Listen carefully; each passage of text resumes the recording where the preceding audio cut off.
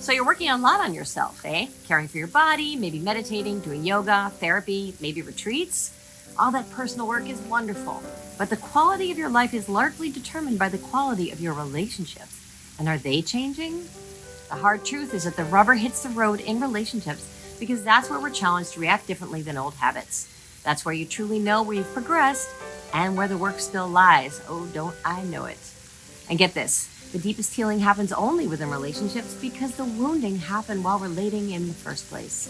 We are born in relationship, we are wounded in relationship, and yes, we can be healed in relationship if we learn how. Sound scary? Needn't be. I offer a gentle place to begin that I'd love to share with you. I'm Rev. Doc Lisa, Integral Healer, and I'm with you on the journey.